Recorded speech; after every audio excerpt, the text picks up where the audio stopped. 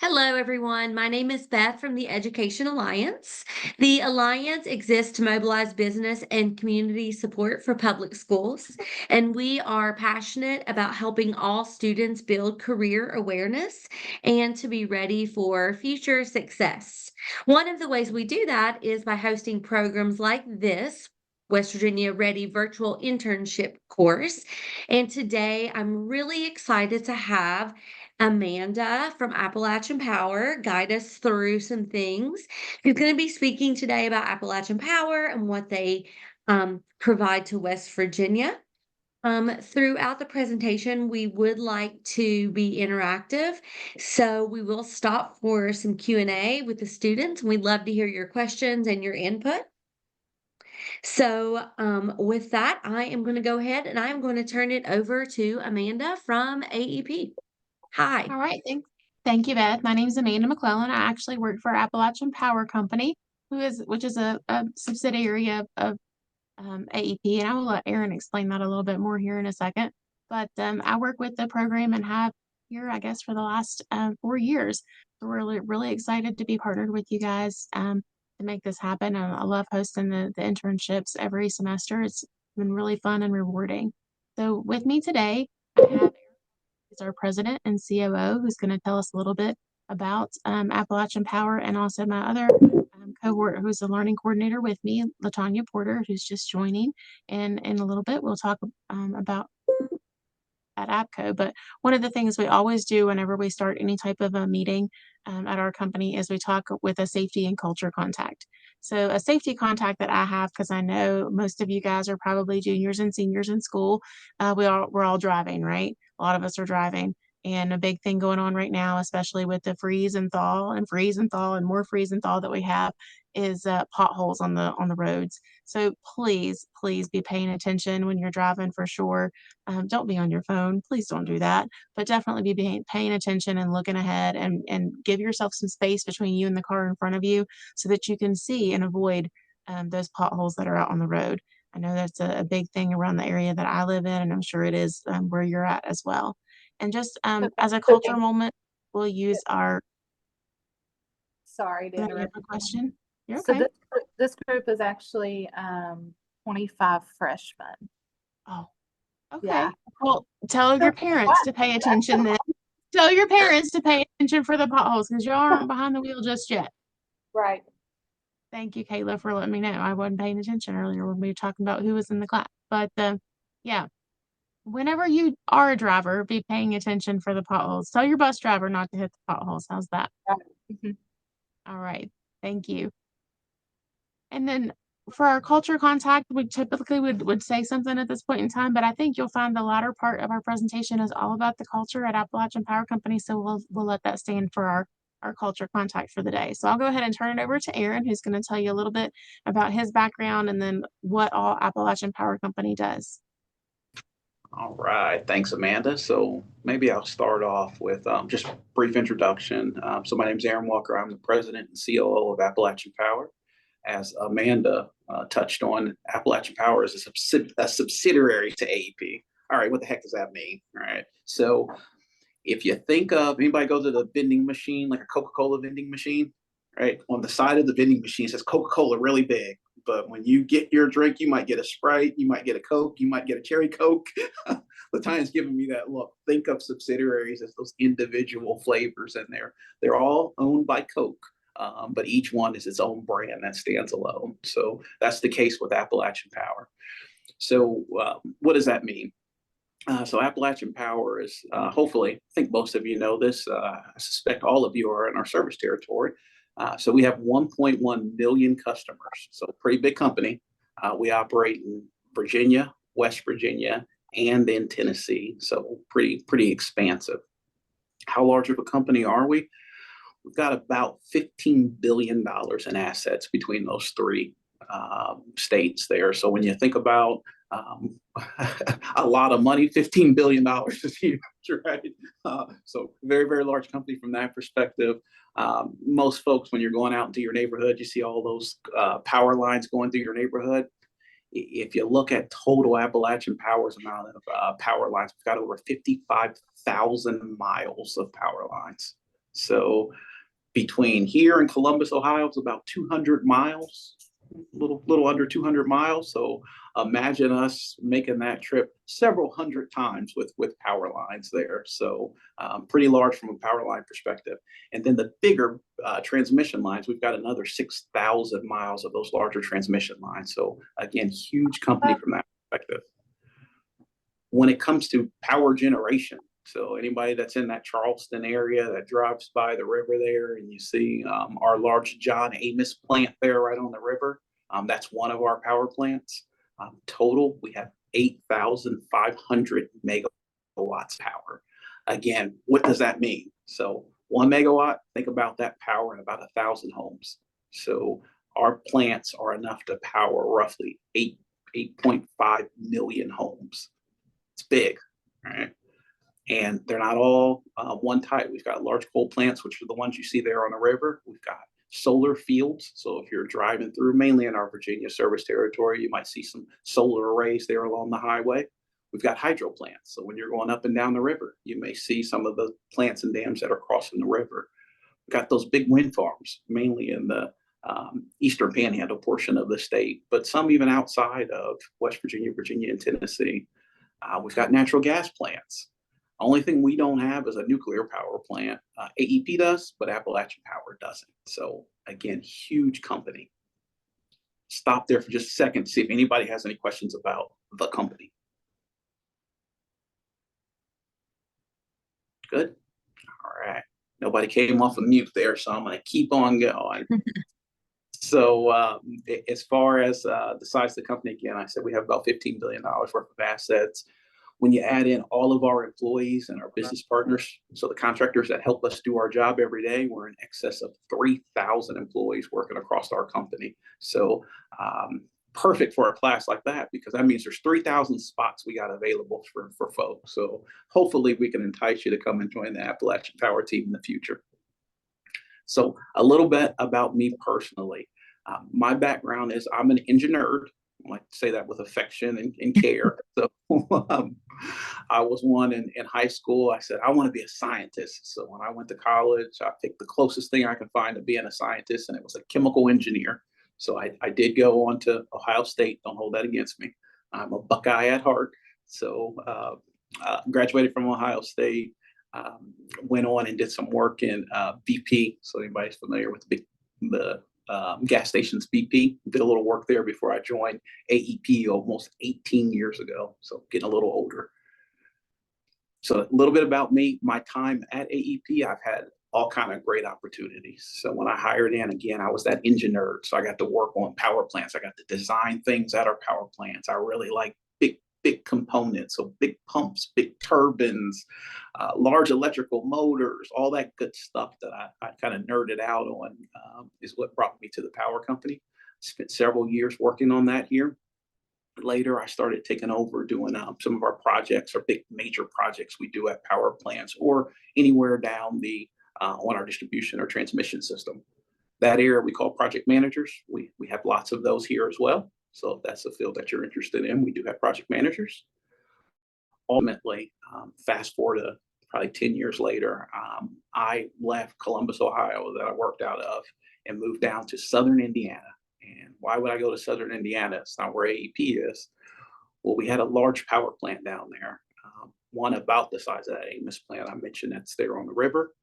And I worked in operations there. So I got to work with our mechanics, our welders, our unit operators, our technicians, our HR team, our accounting folks. We've got a lot of jobs in our power plants. And I had the privilege and honor of serving as the plant manager there, which was incredibly exciting and interesting. So for me, I didn't know a thing about power plants before I joined AEP. They are some of the coolest places in the world to work. You'll get so many different challenges, so many new things that you'll learn every day. And then, like I said, for the nerds and all of us, you'll see some of the biggest stuff you've ever seen. So you stand next, everything from the dozers and dump trucks to, again, fans and motors and all that good stuff. So really cool, exciting job there.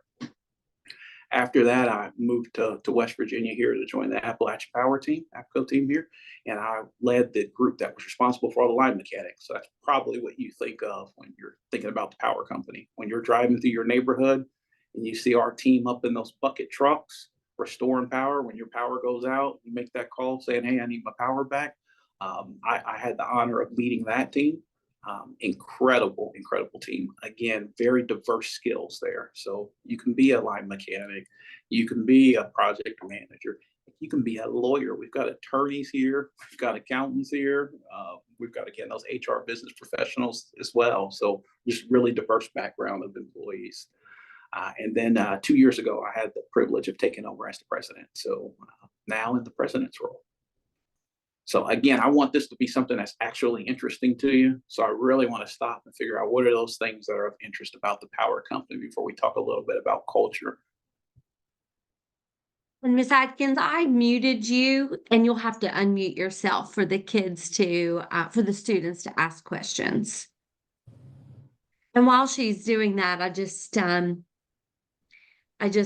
wanted to, point out some of the things that you mentioned that to me really stood out. It's just how many thousands of miles, 55,000 miles of power lines. That's just crazy to me. And 200 miles between here and Columbus, Ohio. I mean, just the large company in itself and those diverse skills you need. I love that you pointed out that to make a company that big run, it takes all kinds of different skills and different types of people. Absolutely. Again, it comes as a surprise because most folks think power company, line mechanics, but a whole slew of backgrounds, including the folks on this call. Just look at Amanda and Latanya's history, which I'm sure you'll learn about, from an engineering background, a business HR related background, to learning coordinators, to schedulers, to now one of them oversees our drone program. So if anybody's brought a drone recently and flew through your neighborhood, we use those as well. And actually, Amanda's leading that program for Appalachian Power. So far, I Atkins? have Good. students coming back, so that's a good thing. They're getting ready to hear this. Also, Aaron, I'm also a Buckeye fan, even though I graduated from Marshall, but we're Buckeye fans, and I have a few students that are as well. And interesting fact, my husband works with Cal McCord's husband. So they ate a breakfast all week last week at a conference in Orlando. So Very cool. Very cool. That's cool. So I know your students are coming back from an assembly and you only had 4 at the time. Do any of them have any questions for Mr. Walker? So we're up to about 15 kids that are back in here now. Of course, none of them have questions as of right now, but I'm sure as soon as our meeting ends, they will have questions. No I worries. actually have a question for Aaron. Can you tell us about what kind of educational background is needed for some of the different careers that you mentioned? Does everybody have to go to college to work at the power company? Great question, Amanda. So a wide variety of backgrounds.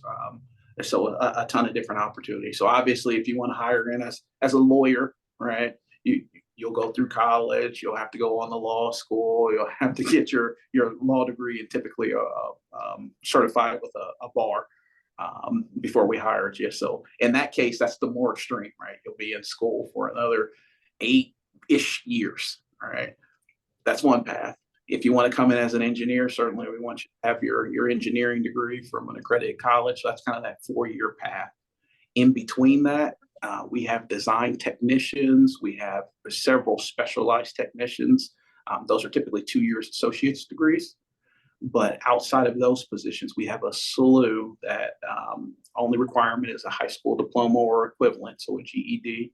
Or you can take the vocational route where you're using more of kind of hands-on skills, be it the line mechanics, some of our power plant operators, where you'll enter a specialized program that'll train you to fill one of those positions. And the great thing about the power company is a lot of times we host that training. So it's through us.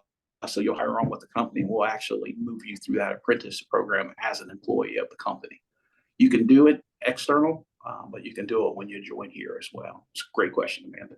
Similarly, for welder, machinist, mechanic, typically they're just a high school or high school equivalent education required to hire in. And then once you're in, to progress to greater levels of mastery in those areas, you'll take some additional training as an employee here, and you'll do some testing to certify that you're ready for that next level of advancement. But great question.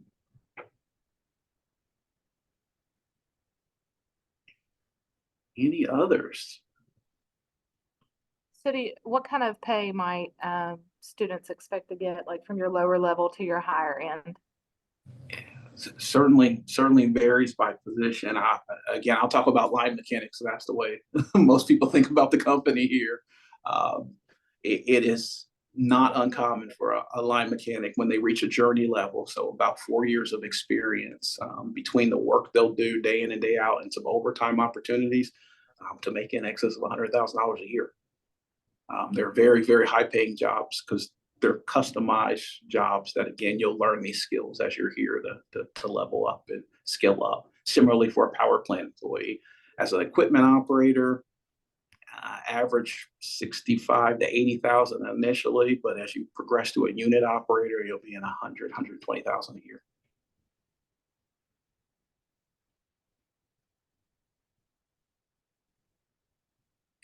And I'm going to pull on Latanya's HR background. Latanya, anything you want to add to that? Any other pay related items?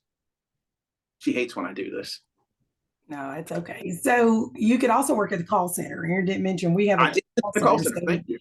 If you like that customer side of things, and that's also a position that doesn't require a degree. It's a either a high school education or your GED, and you can work at the call center. And I would say now the call center starts somewhere maybe $12 to $15 an hour, something like that. They are hourly. I don't know exactly, but it just lets you know that there's a wide variety of positions that we have here that does not always require that college education.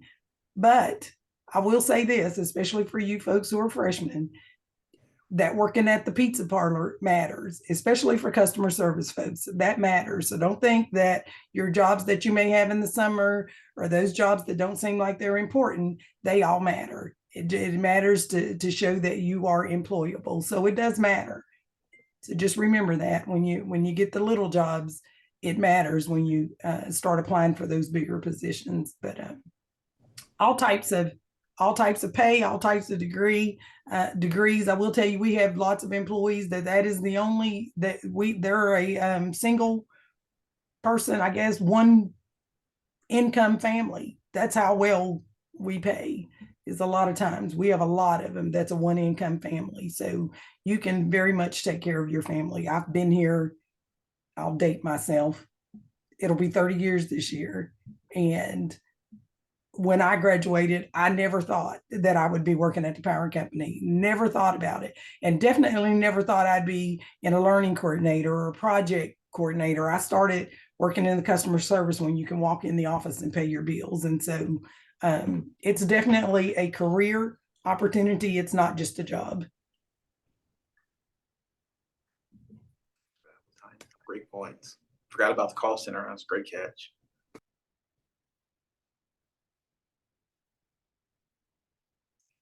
Questions? If not, you are going to get the good stuff. And I love that this is the first module. Amanda and Latanya are going to talk to you a little bit about culture and how important culture is in our workplace. And I hope if there's one takeaway, or actually two takeaways you get from this program, at least as they relate to Appalachian Power, is how seriously we take creating a environment and how seriously we take creating a inclusive. And by inclusive, everybody has an opportunity to participate at work. With that, Amanda, I'll turn it back to you. All right. Thank you, Aaron. All right. I'm going to go ahead and share my screen.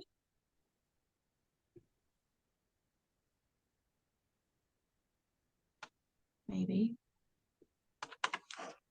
Aaron, we understand if you have to drop off. I don't know if we scheduled a whole bunch of time on your calendar today or not, but Oh, I just want to hear you kick it off, and then I'll sneak Okay. out. Beth, it's telling me that screen sharing is disabled, which is fine if we Okay. can't figure it out. That's not a No, I can change that. Okay. I just need to make you a co-host. Sorry about that. That's okay. And if that doesn't work, I have your PowerPoint I can bring up as well. All right. It seems to be working. Wonderful.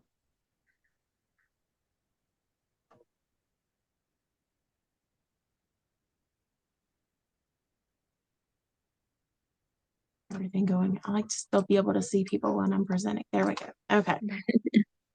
So my question for you guys, Aaron discussed we were going to talk about culture. What does culture mean? Do you guys, what's your idea of culture? I'm gonna unmute so some of the kids can answer. What is culture, guys? What does culture mean to you? Huh? Tradition? Customs? A way of being? Of course, my phone's ringing. I like that. Those are all great answers. Absolutely. So, it's something that kind of drives your daily behavior, whether you realize that or not, right? So our definition for culture is what you believe, how you behave, and that experience that your behavior delivers to other people, right? It's kind of like the way we do things around here. And if you think about it this way, you may live in a house where you can't wear your shoes in the house, right? You walk in the door, you got to take off your shoes. But you may go to somebody else's house, a friend's house or an aunt's house or something, and it's okay to wear shoes in their house, right? So everybody has their own culture, whether it's the culture at your house, the culture at your school, the culture at your workplace, the culture on a sports team, or some type of after school team. How you behave and that experience that your behavior delivers to others is what we're going to call culture. And so the purpose of culture is really to align, energize, and sustain a winning behavior, right? It's not culture's job to make you feel good, and it simply just says this is who we are, and this is how we operate, and this is how we win. So why do you think culture is important? Why does that matter?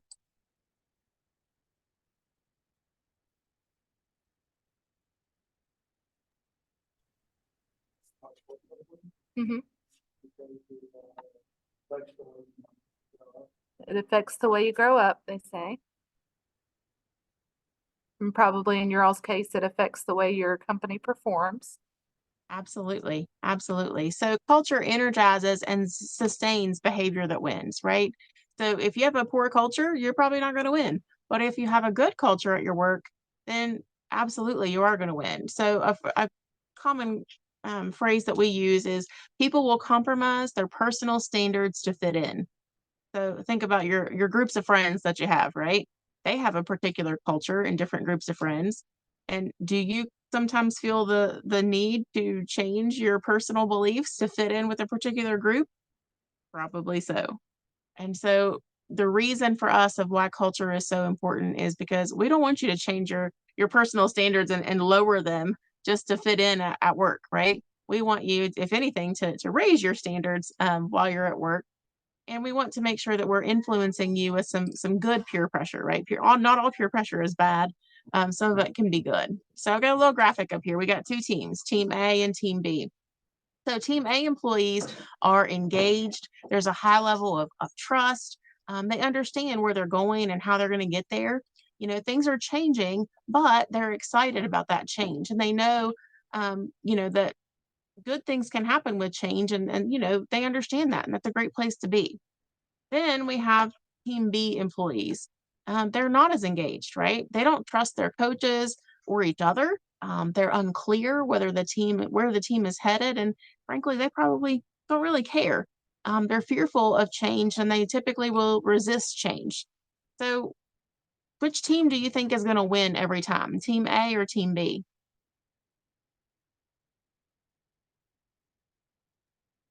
They said Which Team team A. would you rather be on? Definitely Team A. Exactly, Team A. Why? Because they've got it figured out, right? They know what's going on, and the reason that they're going to win is going to be because they outbehaved the competition. right? Absolutely. They outbehave the competition. So that's really hard to, really easy thing to understand. And we kind of take that information and we drive and go with it. And we talk about, you know, with our culture and getting everybody going the same way. How are we going to approach problem solving? How are we going to move forward in our company? Well, we want everybody to understand where we're going and why we're going that direction. So we want everybody to be up there in that team A box. And we'll talk a little bit about our responses. So when bad stuff happens or maybe unfavorable things happen, we all have to choose how to respond to those different situations. So Tanya is going to talk a little bit about discipline-driven and default-driven responses and why that's important and how that affects our culture.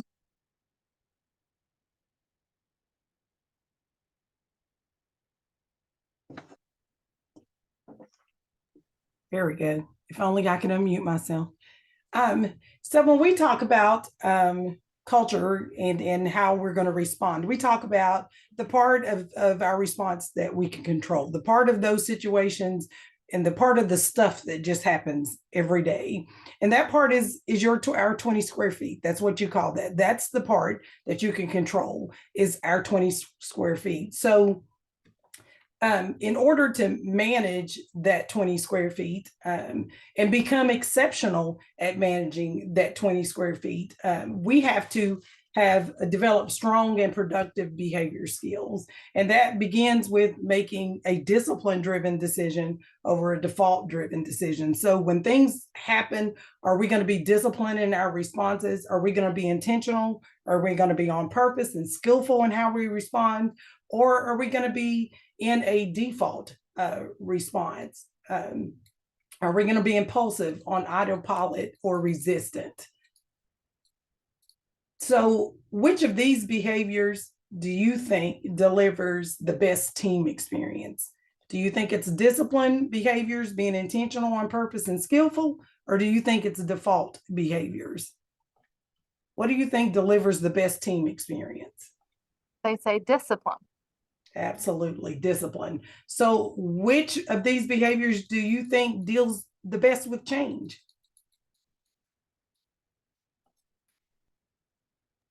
Or discipline? They said discipline, yes. Absolutely. So how hard do you think it is to get and stay discipline driven? It's probably not easy, and it's an everyday battle. It's the ultimate battle. And so how many of those behaviors do you think it takes to be disciplined? Intentional, on purpose, and skillful. How many of those do you think it takes to stay discipline driven? What do you guys think? All of them. Absolutely. It takes all three of those. So how many do you think of those behaviors to be default? How many of the three behaviors does it take for you to be default?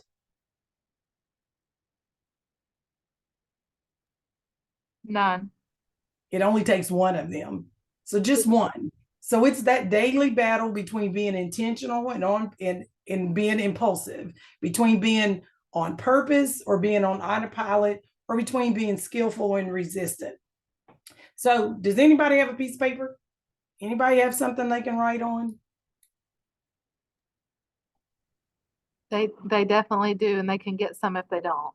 Okay, as long as you can share this with somebody, we want you to write something down and just remember that. So it starts: default driven people do what is comfortable even when it's ineffective. Default driven people do what is comfortable even when it's ineffective.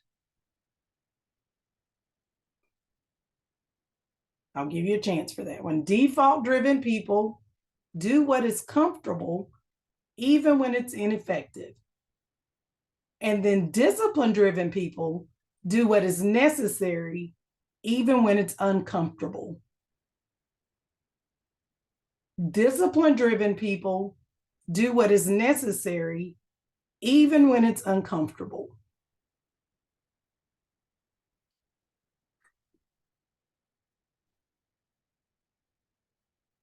So In other words, it takes a lot of perseverance. It takes a lot of working at it. It takes a lot of being intentional about your responses to get and stay discipline driven. And it's not always easy, for sure. It's definitely not always easy, but we'll walk you through a simple formula that will help you get and stay discipline driven. So how do we navigate the events of life in a way that gives us exceptional results? How do we get and stay discipline driven?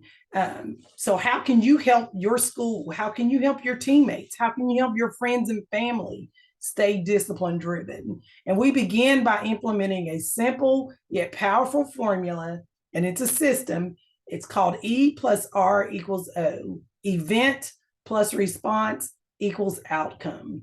And this system teaches something that is very important about discipline-driven behavior. It teaches that we don't always control everything that happens in life. You don't always control the traffic on the way to school in the morning. We don't control what happens at work all the time. You don't control what happens at school all the time. You don't control if the person sitting beside you is in a bad mood this morning. You can't control any of those. So those are just those events that happens in our life. So we can't always control those events. And we can't always directly control the outcome, but we can always control how we choose to respond. And how we choose to respond is everything. And that's what we call the R factor.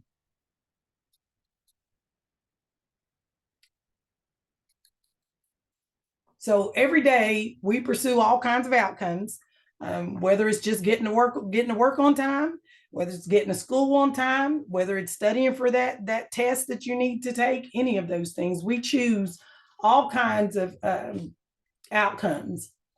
And at the same time, we're faced with a continuous flow of events that threaten to knock us off of track or have the potential to block us from achieving our goals. And so what E plus R equal O teaches is that it's not the event that determines the ultimate outcome, but how we choose to respond to that event. You choose what actions you take or not take in pursuit of your goals. You choose whether to give up or persevere through the inevitable challenges and obstacles you face every day. So can anybody else make those choices for you? Absolutely not. They can't. Only you can choose how you respond. And the outcomes that you produce are the result of the quality of your response. So you earn your outcome through the quality of the response that you have. So your O is just, your outcome is that feedback on how well you respond. It's how well that R is working for you. So if your response isn't working, choose a different R. So you have to make that R stronger than the E that you face.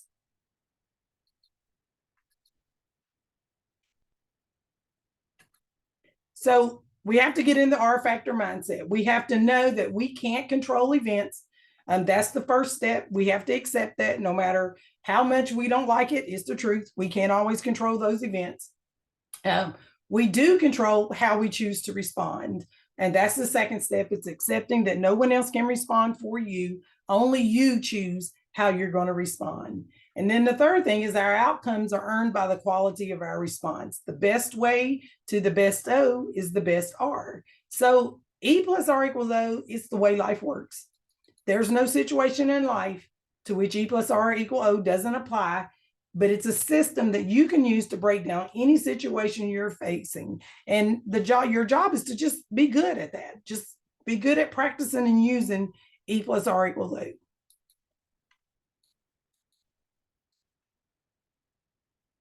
So once you're in the R factor mindset, there are 3 questions you have to ask yourself. And the first one, every situation you encounter, it has these 3 elements. You have to ask yourself, what is the outcome? What do we need or desire to accomplish? And then you have to be clear about the event you're dealing with. And then you choose how to respond. It's really that simple. You focus on what you want to accomplish. You see the event with clarity and courage. What is the reality of the situation you're facing? And then you have to identify the most discipline-driven response you can take, given the outcome that you want, the outcome that in the event that you're experiencing. What is the most intentional, on purpose, and skillful response that you can give in that moment? So let's practice using E plus R equals O, okay? So let's say we're driving. We talked, Amanda gave that as a safety contact this morning. So you may not be the one driving, but we're all backseat drivers, aren't we? I've never met anybody who got in a car and somebody else was driving and they wasn't a backseat driver. So we're gonna let you be a backseat driver today, okay? So you're driving and you're on your way to school. And then someone makes that unfortunate decision to cut you off, or they cut your mom off, they cut your dad off, they cut your friend off, whoever was driving to school, somebody cut you off on your way to school. Now, the outcome, what is the outcome of you driving to school? What do you want to happen? What's that outcome? Get there on time. I'm just repeating some of the things they're saying. Okay, Safety. absolutely. So really, we want to get to our destination. We want to be on time, but even if we're late, we want to get there, right? We want to get there. We want to be safe. We want to get to our destination safely. So that's our outcome. So you're on your way to school. You really want to get there safely, but the event is that somebody cut you off. So what are some of those default driven responses you can have? What are some of those below the line? That's what we call those. Below the line, that's that impulsive responses. What is some of those responses you could have to somebody cutting you off? Anybody? Somebody said wreck them. That's right. You're going to be the reckless driver, right? Absolutely. Honk your horn. Yep. Lay on that horn. Yeah. Cut them off. Cut them off. Okay. You're going to be aggressive about it. Try to chase them down, maybe cut them off the next time, right? Which in the end, it could cause an accident. And so that defeats the purpose of us trying to get to our destination safely, right? So let's think about it from a discipline driven. So we're driving to work and somebody cuts us off, but what do we want our outcome? What's the original outcome that we had? It was getting to work safely, right? So when we start thinking about it from the way we did earlier, that means we got to think about our outcome first. So our outcome is we want to get to work safely. What kind of response do we need to have to that event? Somebody cut us off. What kind of response should we have? Let it go, they said. Absolutely. Just let it go. Just let it go. Back up, slow down, give them room, right? Because ultimately, what we want to do is get to our destination safely. And so the purpose of E plus R equal O is to give you a system to use in making the most discipline-driven response you can have, you can make to achieve what you want your outcomes to be.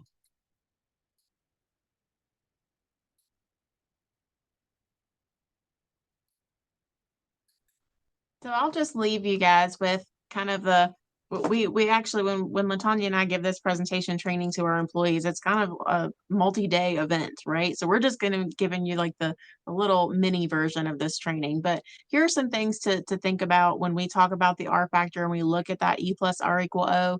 These are some of the things that we kind of reference back to when we think about our R and what type of discipline-driven R we can have.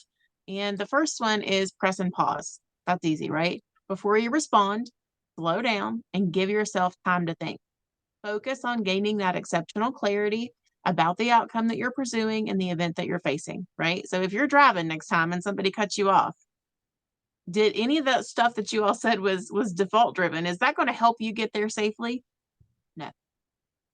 We tend to do it because we're on autopilot, right? But we can change our autopilot if we press pause and we think, whatever I do next, is it actually going to help me get to my destination safely when I'm driving? And any of those kind of events happen, right? People cut us off. We hit a pothole and end up with a flat tire. I mean, there's all kinds of things that can happen, right? So first one is press and pause. The next thing that we talk about is getting our mind right? Pay attention to your inner response and take the time to get focused on what really matters. So when LaTanya first asked, anytime you get in the vehicle, what's your outcome? Hopefully it's to get there safely. But we also said, you guys said to get there on time, right? Which one of those is more important? Would you rather get there safely, or would you rather be on time and have all kinds of dents inside of your car because you like, you know, played pinball down the road, right? Probably to get there safely, but you got to take time to think about what that outcome truly is. The third one that we talk about is stepping up, responding above the line in that discipline driven manner, right? Engage in the best possible response given the outcome you want and the situation you're facing, and doing what needs to be done, right? Even if it's uncomfortable, because sometimes it is, doing what needs to be done is really important. And then the fourth one is adjusting and adapting. So we got to get good at change, right? It's a fact of life. We know that things are going to change, right? And we know that success goes to those folks who are adaptable. So maybe you find yourself in a situation where, you know that these events are going to keep popping up. Let's say your teacher keeps giving you pop quizzes. Well, maybe you're not getting the grade that you want. How do you make that work, right? Well, you got to adjust and adapt. If you're not getting the grades that you thought you were going to need, you can't just keep doing the same thing you've been doing all semester long, or actually it's the beginning of the semester, right? So um, maybe you find that whatever way you're working on studying for the test isn't working. Well, you got to adjust and change the way that you're studying for that test so that you can be more prepared, so that you can get that outcome that you want. That kind of stuff is important. If we all have to figure out how we learn, right? Some of us do. Some of us can just sit in the classroom and soak it all in and listen to it, and poof, we got it. Some of us have to write things down. Some of us have to actually get out there and do whatever it is with our hands. We all learn differently, but we got to make those changes and adjust and adapt. The fifth R factor is making a difference. So creating great experiences for other people, right? Because that's all what culture is all about, is how other people experience you. So your attitude and your behaviors are deeply personal, but rarely private. And here's a big one to think about. Your R, your response, causes events for other people. So are you making events for other people positive ones or not so positive ones, right? Think about that. Your R is an E for others. We want to make it a positive difference. And then the last one is building skill. So we got to be intentional about the habits that we develop. Build skill and grow beyond your talent. And for this one, I have a senior this year. Mom doesn't go in her room and wake her up every morning. That's a skill that she's had to learn. And, sometimes she's had to learn the hard way. She works a job at Subway, and oftentimes she gets home at 10:30 or 11 o'clock at night. And here lately, she's been forgetting to set her alarm clock. Well, guess who went to school late this morning? She did. So she's going to learn the hard way sometimes to build skill and be intentional about making sure that she's setting her alarm clock so that she can get up and be on time for school the next morning. But we all have to learn. And hopefully the idea is the more you do this and the more you think about E plus R equal O, the more that you'll get better at finding those discipline driven above the line responses. So that's all we had to share today. Anybody has any questions, we'll be happy to take your questions. And if you need to, you can always reach out to Beth, and she can send us questions. We'll be more than happy to answer those if you think of any questions later on, because that's usually what happens, right? As soon as we hit end call, that's when all the questions will pop into your mind. Anybody have any questions? No questions currently. So I want to challenge you guys to be elite operators in your 20 square feet.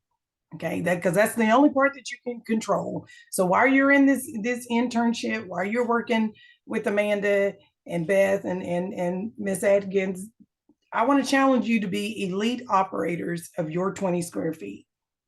So take what you learned today. I know it was quick and it was fast, but it's recorded, so you can go back and watch it if you need to. Take what you learned today and take that throughout the semester to build some skill, to get not just through this internship, but your future goals. Your teachers, your fellow students, anybody that you're working with, they will appreciate that. It'll be a better culture because of you being an elite operator, you controlling how you respond to whatever event, whatever situations you have. Thank you so much for all of this. I was taking notes like like crazy because there was lots of good things you said. I mean, and I just love the idea that only you can choose how you respond. And just all of that is just knowledge that you can use throughout everything in your life, especially when you're thinking of your future careers. So we say that all the time in our when we teach R factor, and like Amanda said, this is usually a several session process that we use when we teach R factor. But ultimately, E plus R equals O is not just using it at work. That's the great thing about it. You can use it at home. You can use it at school. You can use it at church. E plus R equals O is something that is just life. It's the way life works, and you can use it in any situation that you find yourself in. You can use E plus R equal O to get through that situation. Absolutely.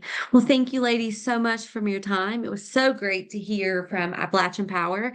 Ms. Atkins, if the students don't have any more questions, we will sign off of here. And you guys made a great audience. Thanks for your flexibility of coming back into the classroom after you were outside the classroom and coming back in and focusing on what was being said. If they do have any questions or want any kind of follow-up or resources, just contact me via email and we can get anything to you guys. Thank you so much. All right. Have a great afternoon, everyone. Thank you. Bye.